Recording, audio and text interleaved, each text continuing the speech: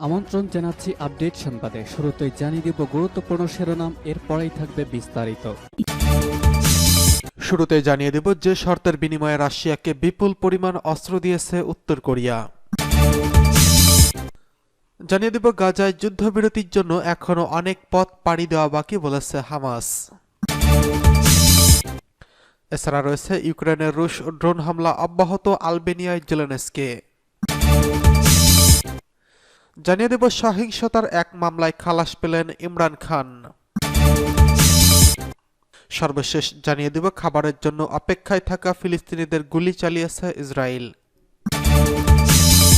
শুনছিলেন সংবাদ শিরোনাম, এখন বিস্তারিত। তার আগে অনুরোধ থাকবে ভিডিওতে একটি লাইক দিন এবং কমেন্টস করে জানিয়ে দিন কোন জেলা থেকে বা কোথা থেকে আমাদের সঙ্গে যুক্ত রয়েছেন। যে শর্তের বিনিময়ে রাশিয়াকে বিপুল পরিমাণ অস্ত্র দিচ্ছে উত্তর কোরিয়া। খাদ্যদ্রব্য ও যন্ত্রাংশ ও অস্ত্র তৈরিতে কাঁচামাল বিনিময়ে রাশিয়াকে ৬,৭০০ কন্টেইনার ভর্তি বিপুল পরিমাণ অস্ত্র দিয়েছে উত্তর কোরিয়া। দক্ষিণ কোরিয়ার প্রতিরক্ষা মন্ত্রী শিন ওয়ানসিক এক সাংবাদিকদের প্রশ্নের জবাবে এসব কথা বলেন। তিনি বলেন, উত্তর কোরিয়ার পাঠানো এক অস্ত্রের মধ্যে ৩ মিলিয়নের বেশি কামানের গোলা ও কয়েক লাখ রাউন্ড গুলি রয়েছে। তবে এই তথ্যের উৎস সম্পর্কে বিস্তারিত কিছু জানায়নি দক্ষিণ কোরিয়ার মন্ত্রী। দক্ষিণ কোরিয়ার মন্ত্রী বলেন, কাঁচামাল ও বিদ্যুতের ঘাটতির কারণে উত্তর কোরিয়া শত শত অস্ত্র কারখানায় তাদের সক্ষমতার প্রায় ৩০% নেমে এসেছে। কিন্তু যারা রাশিয়ার জন্য আর্টিলারি শেল তৈরি করেছে, যারা পুরোদমে কাজ করছে, অস্ত্রের বিনিময়ে রাশিয়া উত্তর কোরিয়াকে খাদ্য, কাঁচামাল ও অস্ত্র তৈরিতে ব্যবহৃত যন্ত্রাংশ ব্যবহার করছে।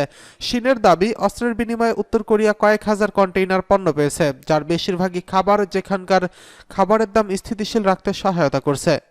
সাম্প্রতিক বছরগুলোতে রাশিয়া ও উত্তর কোরিয়ার সম্পর্ক বেশ জোরদার হয়েছে। গত বছরের সেপ্টেম্বরে উত্তর কোরিয়ার নেতা কিম জং উন রুশ নেতা ভ্লাদিমির পুতিনের সঙ্গে বৈঠক করতে রাশিয়ায় সফর করেন। এই সফরে দুই নেতা সামরিক সহযোগিতা ও পিয়ংইয়ংয়ের উপগ্রহ কর্মসূচিতে সম্ভাব্য রুশ সহায়তার বিষয়ে আলোচনা করেন। দক্ষিণ কোরিয়া যুক্তরাষ্ট্র উত্তর কোরিয়ার বিরুদ্ধে জাতিসংঘের নিষেধাজ্ঞা অমান্য করে অস্ত্র ব্যবসার অভিযোগ এনেছে।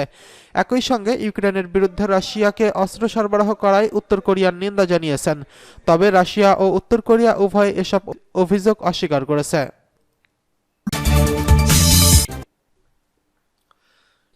গাজায় যুদ্ধবিরতির জন্য এখনও অনেক পথ পাড়ি দেওয়া বাকি বলল হামাস। ফিলিস্তিনের গাজা উপত্যকায় চলমান যুদ্ধ অবিলম্বে যুদ্ধবিরতির জন্য তোড়জোড় চলছে। আগামী সপ্তাহের শুরুতেই এই যুদ্ধবিরতি হতে পারে বলে দাবি করা হচ্ছে। তবে ইসরায়েলের সাথে গাজা যুদ্ধবিরতি চুক্তি এখনও বেশ দূরেই বলে জানিয়েছেন ফিলিস্তিনের স্বাধীনতাকামী সংগঠন হামাস। বুধবার ২৮ ফেব্রুয়ারি রাতে এক প্রতিবেদনে এ তথ্য জানিয়েছে সংবাদ মাধ্যম আল জাজিরা।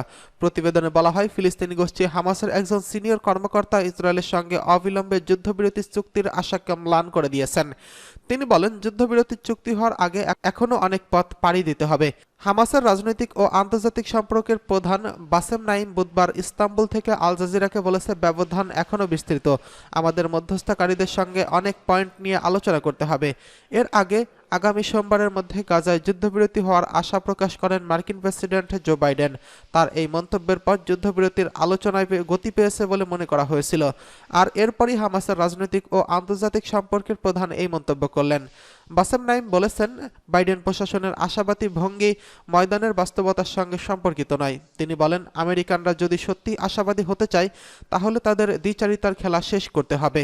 তিনি আরও বলেন, যুক্তরাষ্ট্র একদিকে আগ্রাসন বন্ধ করার জন্য বা যুদ্ধবিরতি অর্জনের জন্য এই অঞ্চলের সংঘাত আরও ছড়িয়ে পড়া এড়ানোর কথা বলে, কিন্তু একই সঙ্গে তারা জাতিসংঘের নিরাপত্তা পরিষদে ভেটো দেওয়ার ক্ষমতাও ব্যবহার করছে। তারা ইসরায়েলের জন্য $14 বিলিয়ন অনুমোদন করেছে। তারা এখন আরও গোলাবারুদ দিয়ে ইসরায়েলকে সুরক্ষিতও করেছে। নাইম এর আগে মঙ্গলবার রাতে আল জাজিরাকে বলেছিলেন, হামাস এখনও আনুষ্ঠানিক যুদ্ধবিরতির প্রস্তাব পায়নি।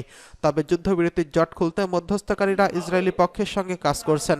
যদিও হামাস সম্ভাব্য চুক্তির বিষয়ে কিছু নমনীয় হতে ইচ্ছুক, তবে কেবল যুদ্ধবিরতির জন্য স্বাধীনতাকামী সংগঠন এই গোষ্ঠীটির নিজের প্রধান কৌশলগত লক্ষ্যগুলোর ব্যাপারে ছাড় দেবে না বলে বাসেম নাইম জানিয়েছেন। তিনি বলেন, হামাসের এমন কিছু অআলোচনাযোগ্য দাবি রয়েছে যেগুলো ছাড় দেওয়া সম্ভব নয়।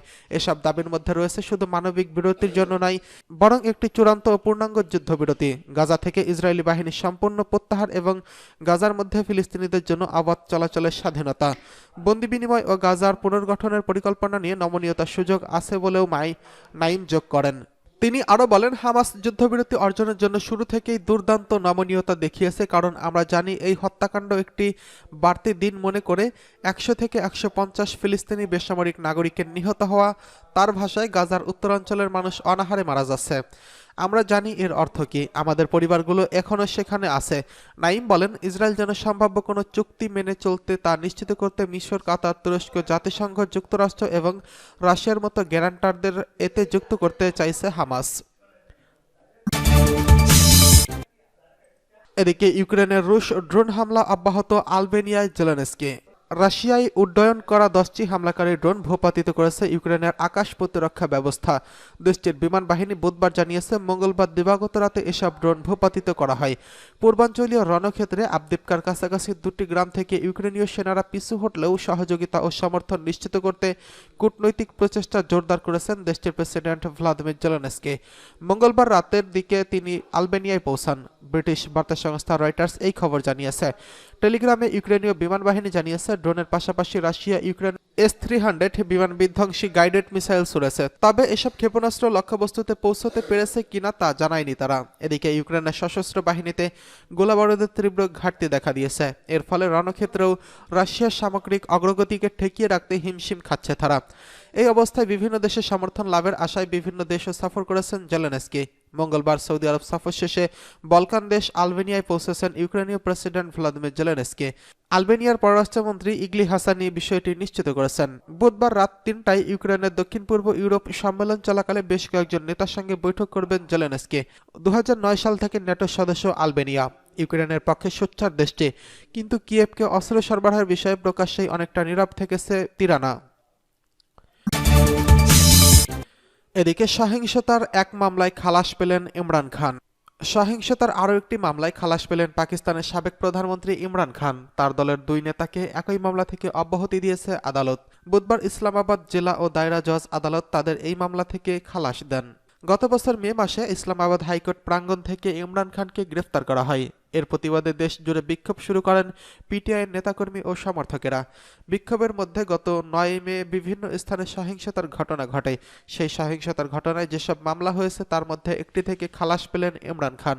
মামলা থেকে অব্যাহতি চেয়ে ইমরান খানের করা আবেদনের শুনানি নিয়ে ইসলামাবাদ জেলা ও দায়রা জজ আদালতে বিচারক মোহাম্মদ সাব্বির এই রায় দেন।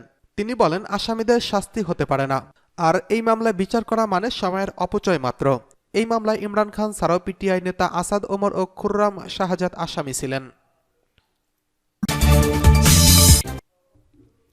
এবার খাবারের অপেক্ষায় থাকা ফিলিস্তিনিদের গুলি চালিয়েছে ইসরায়েল।